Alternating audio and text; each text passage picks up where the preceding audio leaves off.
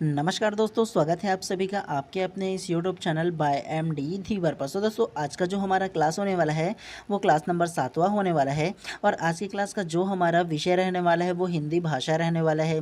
और आज की क्लास का जो हमारा टॉपिक रहने वाला है वो तत्सम एवं तद्भव की पहचान के बारे में बताऊँगा। तो सबसे पहले आप लोग ये जान लो कि आप लोगों का ना सीजी टेट एग्ज़ाम जो 2026 में होने वाला है ना, मतलब 1 फरवरी 2026 को जो होने वाला है ना, उसका अगर कि हिंदी विषय में ना जो टॉपिक को देखोगे ना, तो सबसे महत्वपूर्ण जो टॉपिक है तत्सम एवं तद्भव प्रत्येक साल पूछा जाता है। इसमें से 2 से 3 प्रश्न आता है, ठीक है। तो सबसे पहले इस वीडियो में हम लोग क्या करेंगे, मैं ना आप लोगों को ना थोड़ी सी थ्योरी पढ़ाऊंगा कि आप लोगों को तत्सम को कैसे पहचानना है और तद्भव को कैसे पहचानना है ना। जो मैं जाना हूँ, जो मैं पढ़ा हूँ, जो मैं सीखा हूँ, सारी चीज़ों को आप लोगों को सरल से सरल तरीके से समझाऊंगा। और किस प्रकार से आप लोगों को ना तत्सम तद्भव की पहचान करना है इसके बारे में बहुत सरल तरीके से समझाऊंगा, ठीक है। तो चलिए ज़्यादा देर ना करते हुए ना हम लोग इसके थ्योरी को सबसे पहले पढ़ते हैं। और एक बात आप लोगों को और बता दूं, आप लोगों का जो सीजी टेट एग्जाम में ना एक और जो टॉपिक है ना सीडीपी अर्थात बाल विकास का ना, तो उसका मैं 5-6 क्लास अपने एक और जो दूसरा चैनल है ना धीवर एकेडमी करके ना, तो वहाँ ले चुका हूँ। नहीं देखे होंगे तो उसको भी जा कर के देख लीजिए, ताकि आप लोग का सीजी टेट का तैयारी जो है ना और शिक्षक भर्ती का जो तैयारी है वो बेहतरीन तरीके से हो पाए। तो इसलिए सरल तरीके से मैं उसको भी पढ़ाया हुआ हूँ, ठीक है। तो नहीं देखे होंगे तो उसको भी जा कर के देख लीजिए, ताकि आप लोगों को तैयारी बहुत अच्छे तरीके से हो पाए। चलिए ज़्यादा देर ना करते हुए ना अब हम लोग ना तत्सम तद्भव के बारे में जानते हैं। इसके थोड़ा सा जो थ्योरी है उसको पढ़ लेते हैं। और आज का ये क्लास हो जाने के बाद ना इसका पूरा जो पीडीएफ है वो मैं अपने टेलीग्राम चैनल पर डाल दूंगा। तो जा करके सर्च कर लीजिए टेलीग्राम पर बाय एमडी धीवर करके, तो वहाँ पर आप लोगों को इसका पीडीएफ भी देखने को मिल जाएगा, ठीक है। चलिए सबसे पहला तत्सम के बारे में जानेंगे कि एक्चुअल में तत्सम है क्या। सबसे पहले तत्सम की परिभाषा को ध्यान से पढ़िए। शब्द तत् प्लस सम से मिलकर बना है, जिसका अर्थ है उसके समान अर्थात संस्कृत के समान। जो शब्द संस्कृत भाषा से हिंदी में आए हैं और ज्यों के त्यों प्रयुक्त हो रहे हैं तत्सम शब्द कहलाते हैं। या करके और भी दिया है, तत्सम शब्द कहते हैं किसी भाषा के मूल शब्द को। या करके फिर से दिया है, संस्कृत के मूल शब्द जो हिंदी भाषा में प्रचलित हैं वे तत्सम कहलाते हैं। या करके फिर से दिया है, तत्सम संस्कृत के रूप हैं। या करके फिर से पढ़ो, जो शब्द मूल रूप से संस्कृत के हो और हिंदी में ध्वनि तथा अर्थ के धरातल पर अविकृत रूप से प्रयुक्त हो उस शब्द को तत्सम कहते हैं। इतना सारा परिभाषा दे दिया है, लेकिन फिर भी आप लोगों को अच्छे से समझ नहीं आया होगा, मुझे ये लगता है, ठीक है। चलिए अब मैं ना ये जो तत्सम किसे कहते हैं, आप लोगों को कैसे समझना है, इसको ना अपने तरीके से आप लोगों को सरल शब्दों में समझाता हूँ, ठीक है। तो तत्सम उस शब्द को कहते हैं ना जो संस्कृत भाषा के जो शब्द होंगे ना उसको सीधे सीधे उठा करके हिंदी में ना प्रयुक्त कर लिए जाते हैं, मतलब उपयोग कर लिए जाते हैं ना, उसे हम लोग तत्सम कहते हैं। जैसे एग्जाम्पल के थ्रू समझाता हूँ। एग्जाम्पल मान लो ये जो संस्कृत है ना, मान लो इसे संस्कृत समझना, ये वाला जो डैश है उसको संस्कृत में मैं एक शब्द लिखता हूँ अग्नि। क्या, तो संस्कृत में एक शब्द है अग्नि, और इसका ना ये जो अग्नि शब्द है ना उसको सीधा सीधा उठा करके मैं अगर हिंदी में भी अग्नि लिख करके प्रयोग करता हूँ ना, तो वो तत्सम कहलाएगा। क्या कहलाएगा, तत्सम कहलाएगा। समझ में आया ना कि संस्कृत के शब्द को सीधे सीधे उठा करके बिना परिवर्तित किए या अविकृत किए सीधा लेकर के हम लोग जब हिंदी में प्रयुक्त करते हैं तो उसे तत्सम कहते हैं। समझ में आया, तत्सम किसे कहते हैं। संस्कृत के जो सीधा शब्द रहता है ना उसे बिना किसी प्रकार से परिवर्तित किए उठा करके हिंदी में अगर उसको उपयोग करोगे ना तो उसे हम लोग तत्सम कहते हैं। समझ में आया तत्सम किसे कहते हैं। उसी प्रकार से तद्भव को भी आप लोगों को समझा देता हूँ। तद्भव उस शब्द को कहते हैं जो संस्कृत के जो भाषा है ना उसके जो शब्द है उसको उठा करके ना डायरेक्ट प्रयुक्त ना करके उसके रूप को बदल कर अगर हम लोग हिंदी में प्रयुक्त करेंगे तो उसे तद्भव कहेंगे। आप लोगों को इसको भी एग्जाम्पल के थ्रू समझाता हूँ। मान लो संस्कृत शब्द में ये अग्नि लिखा है, और अग्नि का और नाम क्या है, मतलब इसका पर्यायवाची क्या है। इसका पर्यायवाची आप लोग बोलोगे कि इसका पर्यायवाची आग है। तो संस्कृत के जो अग्नि शब्द है ना उसके रूप को बदल कर मैं आग लिखा, और आग लिख करके अगर मैं ये आग को ना हिंदी में प्रयुक्त किया तो वो तद्भव कहलाता है। संस्कृत में तत्सम कहलाता है, लेकिन इसके रूप को परिवर्तित करके इसके रूप को बदल करके अगर मैं हिंदी में प्रयुक्त करता हूँ तो वो तद्भव कहलाता है। और same to same as it is अगर उठा करके मैं सीधा हिंदी में प्रयुक्त करता हूँ तो वो क्या कहलाएगा, तत्सम कहलाएगा। दोनों के फ़र्क को आप लोगों को समझ में आया ना। चलिए अब हम लोग ना नेक्स्ट को पढ़ते हुए चलते हैं। उम्मीद है कि आप लोग अच्छे से समझ गए होंगे। तो चलिए अब हम लोग ना तद्भव के बारे में थोड़े से जान लेते हैं। इसके परिभाषा को ध्यानपूर्वक पढ़िए। तद्भव को शब्द तत् धन भव से बना है, जिसका अर्थ है उससे उत्पन्न या विकसित, अर्थात वे शब्द जो संस्कृत से उत्पन्न हुए हैं तद्भव कहलाते हैं। नेक्स्ट को पढ़िए। ऐसे शब्द जो संस्कृत और प्रकृत से विकृत होकर हिंदी में आए हैं उन्हें तद्भव कहते हैं। या करके दिया है संस्कृत शब्द के हिंदी रूप को तद्भव कहते हैं। सेम अगर जो मैं बताया सेम टू सेम ये जो परिभाषा है वो यही कहता है। ऐसे शब्द जो संस्कृत और प्रकृत से विकृत होकर, विकृत का मतलब होता है रूप को बदलकर अगर हिंदी में प्रयुक्त करते हैं तो उसे तद्भव कहते हैं। एग्जाम्पल दिया था ना कि संस्कृत भाषा में अगर अग्नि लिखा है तो अग्नि के रूप को बदलकर मैं आग लिख देता हूँ और आग लिख करके ना अगर हिंदी में प्रयुक्त करता हूँ तो वो तद्भव कहलाता है। और अग्नि को सेम टू सेम उठा करके अगर मैं संस्कृत हिंदी में प्रयुक्त करता हूँ तो वो आप लोग का तत्सम कहलाता है। बताया हूँ ना। तो यही ये इसका परिभाषा है सरल तरीके से, ठीक है। आप लोगों को ऐसे ही याद रखना है। चलिए अब हम लोग ना तत्सम और तद्भव में ना अंतर जो प्रयुक्त है ना उसको जानते हैं क्या क्या है।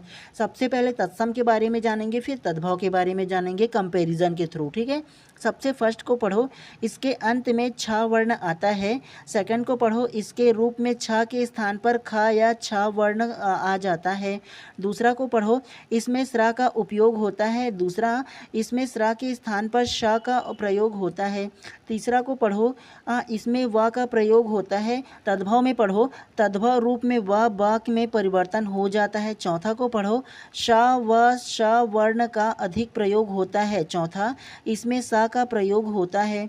पांचवा, इसमें ऋषि की मात्रा का प्रयोग होता है। पांचवा को पढ़ो, इसमें र की मात्रा का प्रयोग होता है। छठा को पढ़ो, त्र का उपयोग होता है। छठा, त्र के स्थान पर त का उपयोग होता है। सातवां को पढ़िए, र के अन्य रूप में प्रयोग होता है, जैसे ये ग्रह वाला जो दिया है वो नीचे में दिया है वो, और रारेफ वाला जो दिया है वो। और सातवां इसको पढ़ो, र के पूर्ण रूप में प्रयोग होते। आठवां को पढ़ो, ड़ का प्रयोग होता है और इसमें देखो न का प्रयोग होता है। नौवां को पढ़ो, या का प्रयोग होता है और इसमें ज का प्रयोग होता है। और 10वां देखो चंद्र बिंदु सदैव तद्भव में प्रयोग होता है। एक चीज़ आप लोग जान लो, चंद्र बिंदु जिस शब्द में आएगा ना तो उसको आप लोगों को तद्भव लेना है। और तत्सम को पहचानने का आप लोगों को सरल तरीका बताऊँ ना, तो तत्सम में देखो छ छत्री आए, या स्रा श्रमिक आए, या व आए, या ये जो सा है ना शक्कर वाला शाह वो आए, या ऋषि का आए, या त्रिशूल का आए, है ना। या उसके अलावा इस प्रकार की अगर मात्रा आ जाए, जैसे रारेफ की रा, ये ग्रह वाला बात, या और रड़ा आ जाए ना, ऐसे शब्द में अगर प्रयोग होगा वर्ण ना तो आप लोगों को तत्सम लेना है, ठीक है। ऐसे आप लोगों को अच्छे से समझ में आएगा। उसके अलावा जब एग्जाम्पल आप लोगों को बताऊंगा ना तब आप लोगों को और अच्छे से समझाऊंगा, तो अच्छे से आप लोगों को समझ में आएगा, ठीक है। चलिए सबसे पहले ना हम लोग कुछ इसके उदाहरण को देख लेते हैं। चलिए अब हम लोग ना कुछ तत्सम और तद्भव की पहचान के कुछ नियम दिए हैं ना उसके बारे में थोड़ा सा पढ़ लेते हैं। अब भी जस्ट आप लोगों को पहचान के बारे में बताने कि आप लोगों को तत्सम को कैसे पहचानना है। जैसे देखो ये जो वर्ण दिए है ना इतने सारे ना, इसको आप लोगों को खास तौर से ध्यान देना है। जैसे ये जो छ है वो, स्रा है वो, त्र है वो, और त्रि, श, और ये जो ग्रह वाला है और रारेफ रा और सिंपल इसमें देखो आधा रा है। या उसके अलावा विसर्ग जैसे रहेगा ना ऐसे डॉट डॉट वाला डबल, तो ये सारे के सारे ना तत्सम के उदाहरण हैं। आप लोगों को ये समझना है, जैसे अगर छ आएगा, स्रा आएगा, त्र किसी भी शब्द में रहेगा ना तो बिना देखे आप लोग क्या कीजिएगा, वो तत्सम के शब्द होगा, ये आप लोगों को मान लेना है। समझ में आया ना मैं क्या बोलना चाह रहा हूँ। सेम उसी प्रकार से फर्स्ट में इसको ट्रिक को दिया है, उसी प्रकार से देखो ये जो छ दिया है ना, छ का प्रयोग प्राय तत्सम एवं तद्भव शब्द में ख या छ के रूप में होता है। तो देखो तद्भव में ये ख खरगोश में आ जाता है, छ छतरी में आ जाता है, लेकिन छ जो है ना वो तत्सम में यूज़ होता है। आप लोगों को बताया था ना शुरुआती में भी आप लोगों को।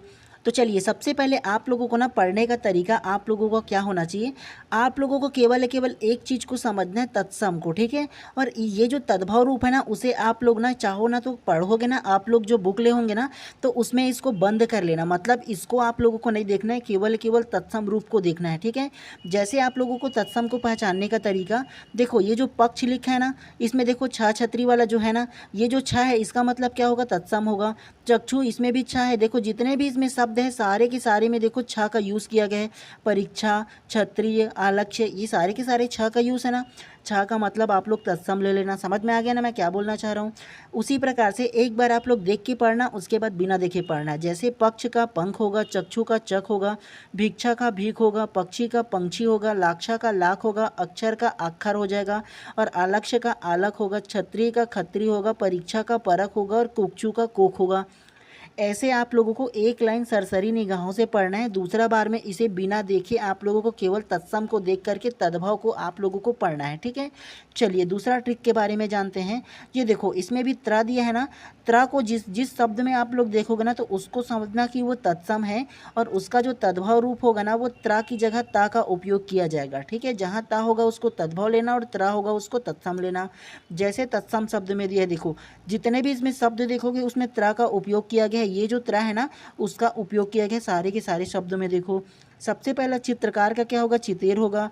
चित्रक का क्या होगा, चीता होगा। पुत्र का पूत होगा। आत्र का अतड़ी होगा। त्रिका का पाती होगा। छत्रक का छाता होगा। गोत्र का गोत होगा। रात्रि का रात। नक्षत्र का नक्षत्र। चैत्र का चैत।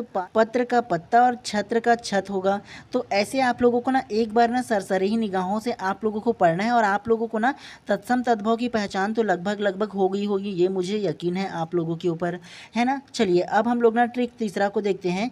ये जो रा है ना, रा का पूर्ण रूप में तद्भव, जबकि रा के अन्य रूप में ना जैसे ये जो अलग अलग ये जो चिन्ह है ना वो आप लोगों का तत्सम कहलाएगा। मैं बोला था ना ग्रह या इस प्रकार से वो साइनिंग होगा वो या रारिफ वाला होगा वो सारे के सारे तत्सम कहलाते हैं। और अगर सिंपल रा अगर होगा ना तो वो तद्भव कहलाएगा। मैंने आप लोग को शुरुआती में ही बताया था ना। चलिए अब हम लोग इसके कुछ उदाहरण दिए हैं उसको देखते हैं। तत्सम में देखो ये जो द्रा वाले जी है इसमें भी देखो अम्र में भी ये दिखे हैं, अम्रचूड़, ये भी अदरक वाला में भी, तम्र में भी और तम्रचूड़ में भी। जितने भी ऐसे शब्द दिए हैं ना वो सारे के सारे तत्सम कहलाएंगे। ऐसे आप लोगों को समझना है, ठीक है। जैसे तत्सम में देखो हरिद्रा का हल्दी होगा, अम्र का आम होगा, अम्रचूर्ण का अमचूर होगा, अर्द्रक का अदरक होगा, ताम्र का तांबा होगा और ताम्रचूर्ण का तमचूर होगा, है ना। तो ऐसे ही आप लोगों को पढ़ना है और समझना है, ठीक है। एक एक बार पढ़ लोगे ना तो कोई दिक्कत नहीं होगा आप लोगों को, ठीक है। चलिए नेक्स्ट ट्रिक को पढ़ते हुए चलते हैं। जिस शब्द में चंद्र बिंदु या मतलब इस प्रकार की चंद्र बिंदु हो लगा होगा ना वो तद्भव शब्द होगा। आप लोगों को शुरुआती में मैंने बताया था ना, क्योंकि ये चंद्र बिंदु वाला जो साइनिंग होता है ना वो हिंदी भाषा में प्रयुक्त किए जाते हैं। ये आप लोगों को याद रखना है, ठीक है। सबसे पहले तत्सम को देखो। अंधकार का अंधेरा होगा, गोधूम का गेहूं होगा, तम्र का तांबा होगा। तो ऐसे आप लोगों को पढ़ना है। और देखो सारे के सारे इसमें जो तद्भव शब्द दिए हैं ना वो सारे के सारे में देखो आप लोगों का इसमें दिया है ना, आप लोगों का जो चंद्र बिंदु है वो प्रकार से देखो। अंगरक्षक का अंगरखा होगा, ग्रंथि का गोठ होगा, ओष्ट्र का ऊँट होगा, अर्ची का आँच होगा, इसी प्रकार से आमलक का आंवला होगा। तो ये जितने भी इसमें चंद्र बिंदु आएंगे ना सारे के सारे तद्भव शब्द होंगे। ये आप लोगों को याद रखना है, ठीक है। चलिए नेक्स्ट को इसी प्रकार से फिर से पढ़ते हुए चलते हैं। देखिए दैनिक जीवन में बोले जाने वाले कुछ शब्द दिए हैं इसमें तत्सम तद्भव के रूप में, ठीक है। जैसे देखो कज्जल का काजल होगा, सूचिका का सुई होगा, माया का मय होगा, लौह का लोहा होगा और दीपक का दिया होगा।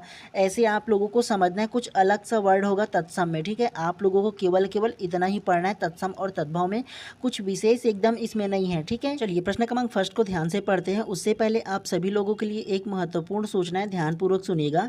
आप सभी लोगों के मन में अगर किसी भी प्रकार की सवाल आ रहे होंगे ना और उस सवाल को जानने के लिए आप चाहते हो कि मैं अपना पर्सनल नंबर आप लोगों को सजेस्ट कर दूं ताकि आप लोग डायरेक्ट मेरे से ना बात करके अपना किसी भी प्रकार की अगर सजेशन लेना चाहते हो या किसी भी प्रकार के डाउट होगा आपके मन में ना तो क्लियर करना चाहते हो ना, तो इसके लिए आप लोग क्या कीजिएगा, सबसे पहले आप विजिट कीजिए मेरे इंस्टाग्राम आईडी पर।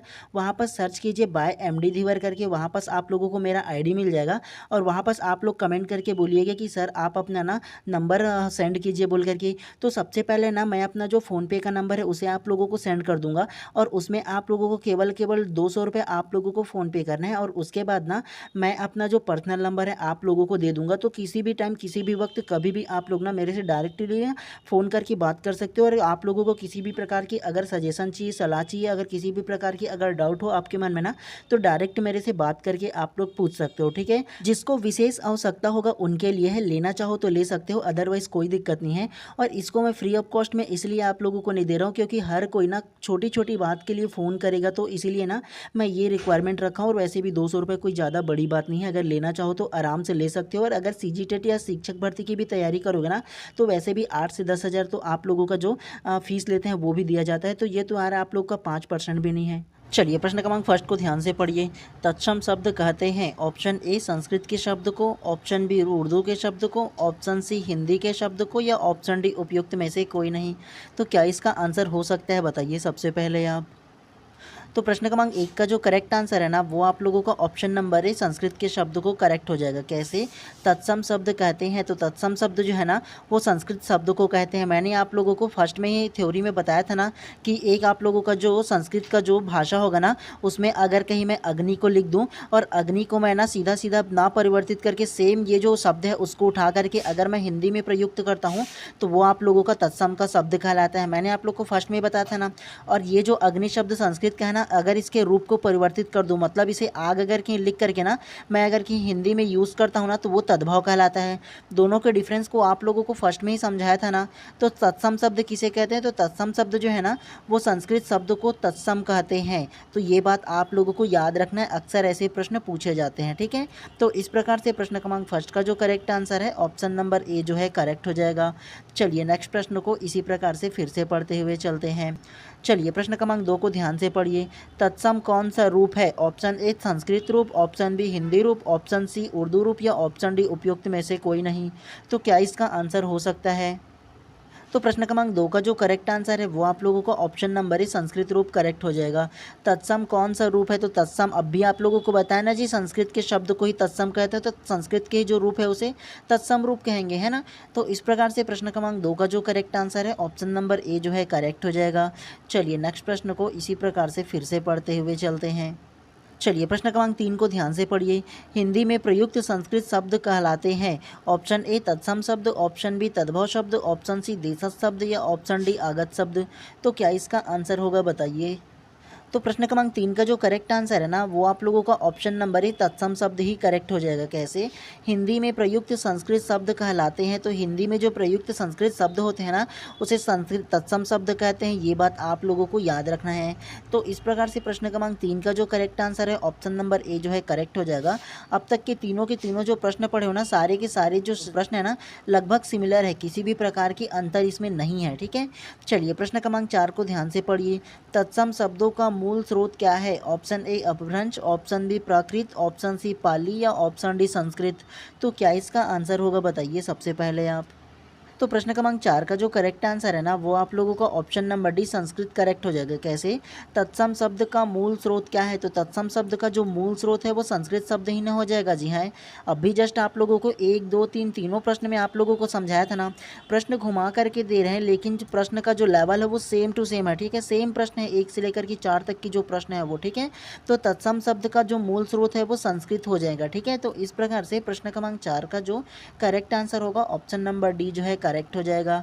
चलिए नेक्स्ट प्रश्न को इसी प्रकार से फिर से पढ़ते हुए चलते हैं। चलिए प्रश्न क्रमांक 5 को ध्यान से पढ़िए। तत्सम शब्द का अर्थ है ऑप्शन ए ध्वनि के समान, ऑप्शन बी इसके समान, ऑप्शन सी व्यंजन के समान, या ऑप्शन डी उसके समान। तो क्या इसका आंसर होगा, बताइए सबसे पहले आप। तो प्रश्न क्रमांक 5 का जो करेक्ट आंसर है ना वो आप लोगों का ऑप्शन नंबर डी उसके समान करेक्ट हो जाएगा। कैसे? तो तत्सम शब्द का अर्थ है, तो तत्सम शब्द का जो अर्थ होगा ना वो ऑप्शन नंबर डी उसके समान करेक्ट हो जाएगा। कैसे? तो तत्सम शब्द उसके समान मतलब संस्कृत के समान होता है। उसके समान का अर्थ ही ना संस्कृत के समान होता है। ये बात आप लोगों को याद रखना है। ऐसे ना प्रश्न को आप लोगों को नोट करके रखना है। ठीक है, अपना जो ना शॉर्ट नोट्स है उसमें नोट करके रखिएगा। ठीक है, तो इस प्रकार से प्रश्न क्रमांक 5 का जो करेक्ट आंसर है ऑप्शन नंबर डी जो है करेक्ट हो जाएगा। चलिए नेक्स्ट प्रश्न को इसी प्रकार से फिर से पढ़ते हुए चलते हैं। चलिए प्रश्न क्रमांक 6 को ध्यान से पढ़िए। तत्सम शब्द किसे कहते हैं? फिर से वही प्रश्न सेम टू सेम आ गया। तो तत्सम शब्द जो है वो संस्कृत शब्द को क्या कहेंगे? तत्सम शब्द कहेंगे। ये बात आप लोगों को याद रखना है। ठीक है, सेम प्रश्न हो गया इसलिए मैं तुरंत ही आप लोगों का इसका आंसर दे दिया हूँ। ठीक है, चलिए प्रश्न क्रमांक 7 को ध्यान से पढ़िए। संस्कृत निष्ठ शब्द को कहते हैं, तो संस्कृत निष्ठ शब्द को क्या कहते हैं ये बताइए। ऑप्शन ए विदेशी शब्द, ऑप्शन बी तत्सम शब्द, ऑप्शन सी देशज शब्द, या ऑप्शन डी संकर शब्द। तो क्या इसका आंसर होगा, बताइए सबसे पहले आप। तो प्रश्न क्रमांक 7 का जो करेक्ट आंसर होगा ना वो आप लोगों का ऑप्शन नंबर बी तत्सम शब्द करेक्ट हो जाएगा। कैसे? संस्कृत निष्ठ शब्दों को कहते हैं, तो संस्कृत निष्ठ जो शब्द है ना वो तत्सम शब्दों को कहते हैं। अब तक की आप लोगों को याद रखना है, क्योंकि अभी तक की जितने भी प्रश्न है ना अलग अलग प्रकार से इसमें घुमा करके दिया है, लेकिन सारे प्रश्न के जवाब जो है ना वो एक ही हो जाएगा। ठीक है, उसके अलावा आप लोगों को बता दूं ऑप्शन नंबर ए विदेशी शब्द। विदेशी शब्द उस शब्द को कहते हैं जो विदेश से आए हुए जो शब्द है ना उसको विदेशी शब्द कहते हैं। जैसे बोलते हैं अरबी, फारसी, पुर्तगाली, ये सारे के जो शब्द हैं ना वो सारे के सारे ना विदेशी शब्द कहलाएंगे। तो ये आप लोगों को याद रखना है। नेक्स्ट क्लास लाऊंगा ना तो इन सारी चीज़ों को आप लोगों को पढ़ाऊंगा। उसके अलावा ऑप्शन नंबर सी देशज शब्द। देशज शब्द उस शब्द को कहते हैं जो ना हमारी जो देश की जो भाषा होती है ना, मतलब जो लोकल एरिया का जो भाषा होती है ना उसे देशज शब्द कहते हैं। ये बात भी आप लोगों को याद रखना है। ठीक है, और उसके अलावा संकर शब्द किसे कहते हैं ये जान लो। संकर शब्द उस शब्द को कहते हैं जो ना एक साथ डबल डबल शब्द प्रयुक्त होते हैं। मतलब जैसे मैं अगर रेलगाड़ी बोलूं तो रेल अलग हो जाएगा, उसके बाद ऐसे डैश लगेगा और उसके बाद फिर गाड़ी आ जाएगा।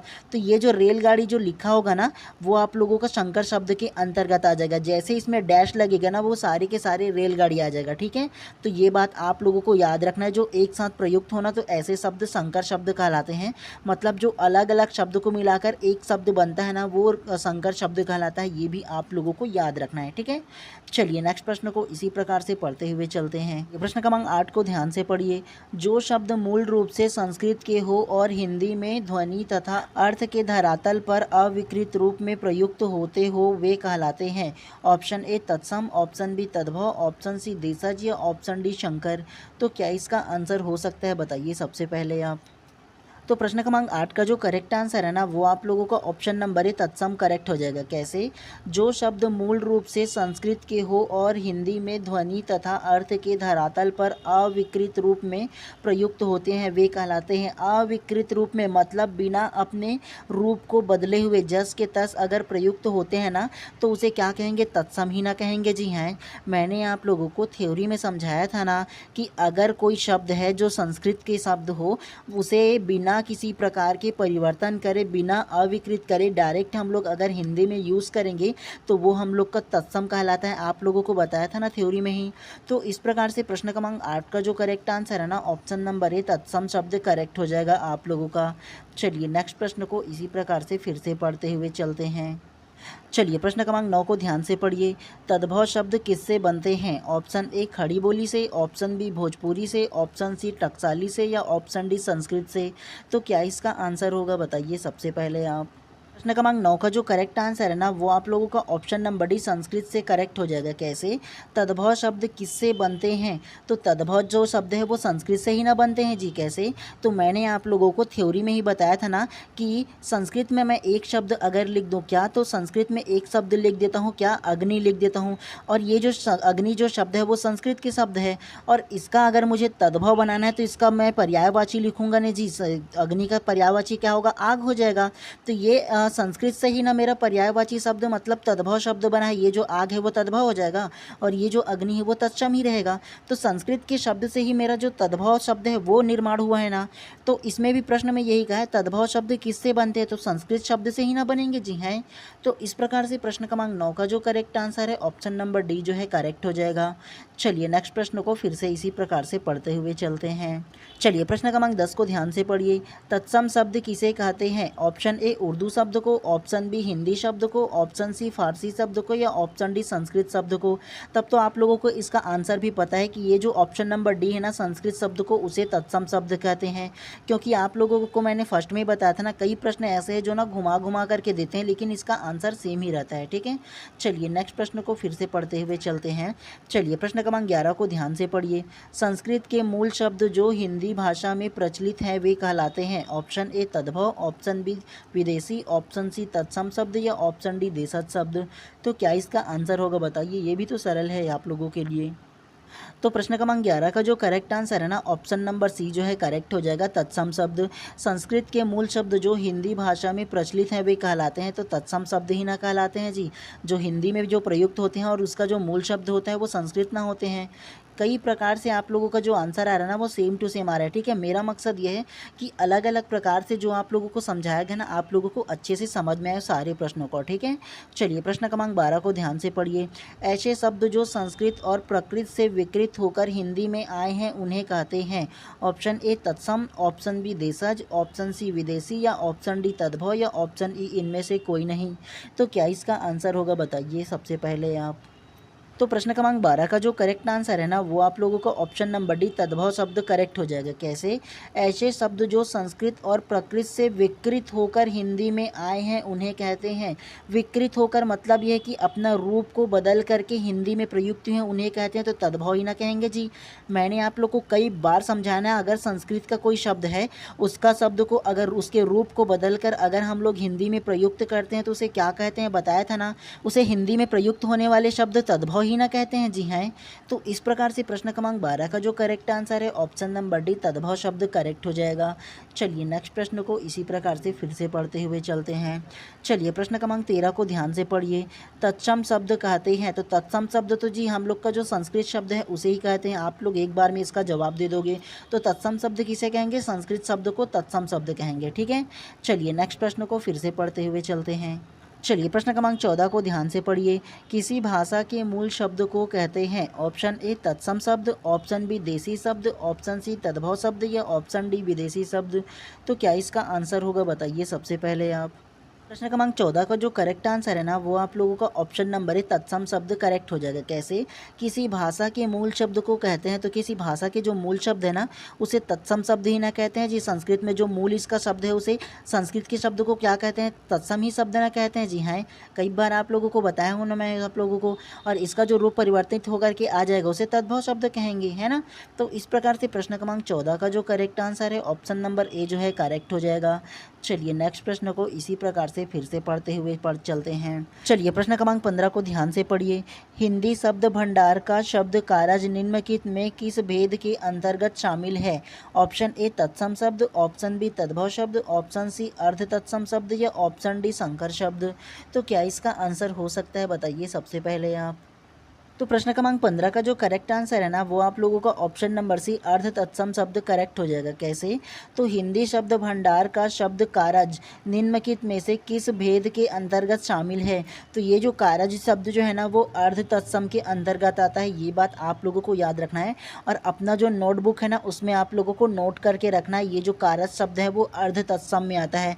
इंपॉर्टेंट होते हैं ऐसे प्रश्न, ठीक है, जो अचानक ना बहुत ही रेयर टाइप से नज़र आते हैं ऐसे प्रश्न। ठीक है, ज़्यादा इसमें पूछा नहीं गया ना तो इसलिए ज़्यादा जरूरी कि ये जो कारज शब्द है ना वो अर्ध तत्सम में आते हैं, इसको आप लोगों को नोट करके रखना है। ठीक है, चलिए नेक्स्ट प्रश्न को इसी प्रकार से फिर से पढ़ते हुए चलते हैं। चलिए प्रश्न क्रमांक 16 को ध्यान से पढ़िए। तत्सम शब्द कहते हैं। ऑप्शन ए किसी भाषा के मूल शब्द को, ऑप्शन बी शब्द के विकृत रूप को, ऑप्शन सी जिनकी कोई उत्पत्ति नहीं होती या ऑप्शन डी उपयुक्त सभी। तो क्या इसका आंसर हो सकता है बताइए सबसे पहले आप। तो प्रश्न क्रमांक 16 का जो करेक्ट आंसर है वो आप लोगों का ऑप्शन नंबर है किसी भाषा के मूल शब्द को करेक्ट हो जाएगा। कैसे? तत्सम शब्द कहते हैं, तो तत्सम शब्द जो है ना वो किसी भाषा के मूल शब्द को ही ना तत्सम शब्द कहते हैं। जी हाँ, संस्कृत के जो मूल शब्द रहेंगे उसे क्या कहेंगे हम लोग? तत्सम ही ना कहेंगे। तो किसी भाषा के जो मूल शब्द होंगे ना उसे हम लोग तत्सम शब्द कहते हैं, ये बात आप लोगों को याद रखना है। ठीक है, चलिए नेक्स्ट प्रश्न को इसी प्रकार से फिर से पढ़ते हुए चलते हैं। चलिए प्रश्न क्रमांक 17 को ध्यान से पढ़िए। तद्भव शब्द किसे कहते हैं? ऑप्शन ए संस्कृत का हिंदी रूप, ऑप्शन बी संस्कृत का अरबी रूप, ऑप्शन सी आंचलिक शब्दावली का रूप, ऑप्शन डी मिश्रित शब्द रूप। तो क्या इसका आंसर होगा बताइए सबसे पहले आप। तो प्रश्न क्रमांक 17 का जो करेक्ट आंसर है ना वो आप लोगों का ऑप्शन नंबर ए संस्कृत भाषा का हिंदी रूप करेक्ट हो जाएगा। कैसे? तद्भव शब्द किसे कहते हैं? तो तद्भव शब्द ऑप्शन नंबर ए ही ना हो जाएगा। जी हाँ, संस्कृत का हिंदी रूप ही ना करेक्ट हो जाएगा।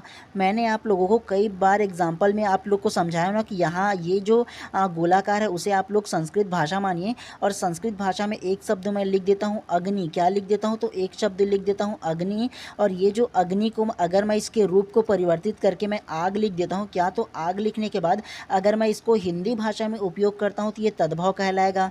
मतलब संस्कृत भाषा के जो मूल शब्द है उसको परिवर्तित करके, उसके रूप को बदल करके मैं अगर हिंदी में प्रयुक्त करता हूँ तो वो तद्भव कहलाता है। मैंने आप लोग को थ्योरी में बताया था और कई बार एग्जाम्पल के थ्रू भी समझाया था ना। और अगर ये संस्कृत शब्द को डायरेक्ट मैं हिंदी में प्रयुक्त करता हूँ तो वो तत्सम कहलाएगा। दोनों के अंतर को आप लोगों को याद रखने के लिए बोला था ना। तो इस प्रकार से प्रश्न क्रमांक 17 का जो करेक्ट आंसर है ऑप्शन नंबर ए जो है करेक्ट हो जाएगा। चलिए नेक्स्ट प्रश्न को इसी प्रकार से फिर से पढ़ते हुए चलते हैं। चलिए प्रश्न क्रमांक 18 को ध्यान से पढ़िए। तद्भव शब्द वे शब्द हैं, ऑप्शन ए जो तत्सम रूप में हिंदी में प्रयुक्त होते हैं, ऑप्शन बी जो संस्कृत और प्रकृत से विकृत रूप में हिंदी में आए हैं, ऑप्शन सी जो अपने मूल रूप में हिंदी में प्रयुक्त होते हैं, या ऑप्शन डी उपयुक्त सभी। तो क्या इसका आंसर होगा बताइए सबसे पहले आप। तो प्रश्न क्रमांक 18 का जो करेक्ट आंसर है वो आप लोगों का ऑप्शन नंबर बी करेक्ट हो जाएगा। जो संस्कृत और प्रकृत से विकृत रूप में हिंदी में आए हैं करेक्ट हो जाएगा। कैसे? तद्भव शब्द वे शब्द हैं जो संस्कृत शब्द से उसका जो प्रकृत है उसमें विकृत होकर उसका रूप बदलकर अगर हिंदी में प्रयुक्त होते हैं तो उसे क्या कहेंगे? तद्भव ही ना कहेंगे। जी हाँ। तो इस प्रकार से प्रश्न क्रमांक 18 का जो करेक्ट आंसर है ऑप्शन नंबर बी जो है करेक्ट हो जाएगा। चलिए नेक्स्ट प्रश्न को इसी प्रकार से फिर से पढ़ते हुए चलते हैं। चलिए प्रश्न क्रमांक 19 को ध्यान से पढ़िए। चुल्ली शब्द का मूल स्रोत बताइए। Option A Pali, option B Prakrit, option C Sanskrit, या ऑप्शन डी अपभ्रंश। तो क्या इसका आंसर होगा बताइए सबसे पहले आप। तो प्रश्न क्रमांक 19 का जो करेक्ट आंसर है ना वो आप लोगों का option number C Sanskrit correct हो जाएगा। कैसे? तो चुल्ली शब्द का मूल स्रोत बताइए। तो ये जो चुल्ली शब्द है ना वो संस्कृत के शब्द हैं, ये बात आप लोगों को याद रखना है। तो इस प्रकार से प्रश्न क्रमांक 19 का जो करेक्ट आंसर है ना वो आप लोगों का ऑप्शन नंबर सी जो है वो आप लोगों का करेक्ट हो जाएगा। और ये जो चुल्ली शब्द का अगर मैं तद्भव रूप बताऊँ ना तो ये जो चुल्ली शब्द का तद्भव होगा वो चूल्हा हो जाएगा। क्या? तो चूल्हा ना इसका हिंदी रूप हो जाएगा। ठीक है, मतलब तद्भव रूप हो जाएगा या हिंदी रूप इसको ना चूल्हा हो जाएगा। तो ये बात आप लोगों को याद रखना है। ठीक है, चुल्ली शब्द संस्कृत शब्द है लेकिन उसका तद्भव रूप होगा वो चूल्हा जो है ना वो उसका तद्भव रूप हो जाएगा। तो इसे आप लोगों को याद रखना है। ठीक है, चलिए नेक्स्ट प्रश्न को इसी प्रकार से फिर से पढ़ते हुए चलते हैं। चलिए प्रश्न क्रमांक 20 को ध्यान से पढ़िए। ऊर्ध्व तत् का तद्भव होगा। ऑप्शन ए हल्दी, ऑप्शन बी तुरंत, ऑप्शन सी उबटन, या ऑप्शन डी उतावला। तो क्या इसका आंसर होगा बताइए सबसे पहले आप। तो प्रश्न क्रमांक 20 का जो करेक्ट आंसर है ना उसे मैं आप लोगों को बता दूं कि व्यापम के द्वारा ना ये जो प्रश्न है उसे विलोपित कर दिया गया था। वजह ये था कि इसमें ना वर्तनी संबंधी कुछ अशुद्धियाँ हैं, मतलब ये प्रश्न में ना कुछ गलत हो गया था। कैसे गलत हो गया था? तो ये जो ऊर्ध्वतत् जो शब्द है ना एक्चुअल में वो ऊर्ध्वतन है। क्या? तो ऊर्ध्वतन ना है। ये जो लास्ट में तद है ना उसके स्थान पर अगर ना होता ना तो ये ऊर्ध्वतन हो जाता। और ऊर्ध्वतन का अगर हम लोग ना तद्भव रूप देखते हैं ना तो ऊर्ध्वतन का तद्भव रूप आप लोगों का ऑप्शन नंबर सी उबटन हो जाता। उबटन जो है ना वो ऊर्ध्वतन का तद्भव रूप हो जाता है, लेकिन ये ऊर्ध्वतत् लिख दिया था ना इस वजह से व्यापम ने इसे विलोपित कर दिया गया। मतलब एक भी अगर कि वर्णमाला इसमें गलत होता है ना तो व्यापम जो है उसे विलोपित कर देता है। ठीक है, तो ये आप लोगों को याद रखना। ये ऊर्ध्वतत् के बजाय अगर ऊर्ध्वतन होता तो इसका जो तद्भव रूप होता वो उबटन हो जाता है। ठीक है, इसके अलावा ऑप्शन नंबर ये जो हल्दी है ना उसका अगर मैं अगर कि तत्सम रूप बोलूँ तो हल्दी का जो तत्सम रूप होगा वो हरिद्रा हो जाएगा। क्या? तो हरिद्रा जो है ना वो हल्दी का ना तत्सम रूप हो जाएगा। हम लोगों ने थ्योरी में भी पढ़ा था। और उसके अलावा ऑप्शन नंबर बी ये जो तुरंत जो लिखा है ना वो तद्भव रूप में है और तुरंत का जो तत्सम होगा ना वो त्वरित हो जाएगा। क्या? तो इसका जो तद्भव रूप तत्सम रूप होगा ना वो त्वरित हो जाएगा। तो ये आप लोगों को ये जो तुरंत का जो तत्सम रूप है वो याद रखना है। तो इस प्रकार से प्रश्न क्रमांक 20 का जो करेक्ट आंसर होगा ना ऑप्शन नंबर सी जो है ना वो करेक्ट हो जाएगा। अगर ऊर्ध्वतन होता ना तो उबटन ही करेक्ट हो जाता, लेकिन ऊर्ध्वतत है तो इसे विलोपित कर दिया गया है। और एक बात आप लोग याद रखिएगा, विलोपित कर दिया गया है इसका मतलब ये नहीं कि आप लोग इसे छोड़ देंगे। कोई ना कोई आंसर आप लोगों को लेना ही लेना है। ठीक है, गलत हो रहा है इसका मतलब छोड़ दूँ ये मत सोचना। ठीक है, चलिए प्रश्न क्रमांक 21 को ध्यान से पढ़िए। निम्नलिखित शब्दों में से कौन सा शब्द हिंदी भाषा के शब्द भंडार में शामिल तद्भव शब्द है? ऑप्शन ए वंश, ऑप्शन बी बाघ, ऑप्शन सी पंख, या ऑप्शन डी टीस। तो क्या इसका आंसर होगा बताइए सबसे पहले आप। तो प्रश्न क्रमांक 21 का जो करेक्ट आंसर है ना वो आप लोगों का ऑप्शन नंबर सी पंख करेक्ट हो जाएगा। कैसे? निम्नलिखित शब्दों में से कौन सा शब्द हिंदी भाषा के शब्द भंडार में शामिल तद्भव शब्द है? तो तद्भव जो शब्द है वो पंख जो है ना वो तद्भव शब्द है, ये बात आप लोगों को याद रखना है। और अगर ये पंख का अगर मैं तत्सम रूप बताऊँ ना तो पंख का जो तत्सम रूप है वो पक्ष हो जाएगा। क्या? तो पंख का तत्सम रूप पक्ष हो जाएगा, ये आप लोगों को याद रखना है। और उसके अलावा ऑप्शन नंबर है वंश का अगर मैं तद्भव रूप के बारे में बात करूँ ना तो वंश का जो तद्भव रूप जो होगा ना वो बांस हो जाएगा। क्या? तो बांस जो है ना वो वंश का तद्भव रूप हो जाएगा। उसके अलावा ऑप्शन नंबर बी बाघ का अगर मैं तत्सम रूप के बारे में बात करूँ ना तो बाघ का जो तत्सम रूप है वो वाटिका हो जाएगा। क्या? तो वाटिका जो है ना बाघ का तत्सम रूप हो जाएगा। आप लोगों को इन तीनों को तत्सम और तद्भव के बारे में आप लोगों को केवल इतना ही याद रखना है, ठीक है। तो इस प्रकार से प्रश्न क्रमांक 21 का जो करेक्ट आंसर है ऑप्शन नंबर सी जो है करेक्ट हो जाएगा। चलिए नेक्स्ट प्रश्न को इसी प्रकार से फिर से पढ़ते हुए चलते हैं। चलिए प्रश्न क्रमांक 22 को ध्यान से पढ़िए। निम्नलिखित में से कौन सा शब्द तद्भव है? ऑप्शन ए अग्नि, ऑप्शन बी माया, ऑप्शन सी 14 या ऑप्शन डी वत्स। तो क्या इसका आंसर होगा बताइए सबसे पहले आप। तो प्रश्न क्रमांक 22 का जो करेक्ट आंसर है ना वो आप लोगों का ऑप्शन नंबर सी 14 करेक्ट हो जाएगा। कैसे? निम्नलिखित में से कौन सा शब्द तद्भव है बोला है, तो ये जो 14 जो शब्द लिखा है वो तद्भव रूप है, ठीक है।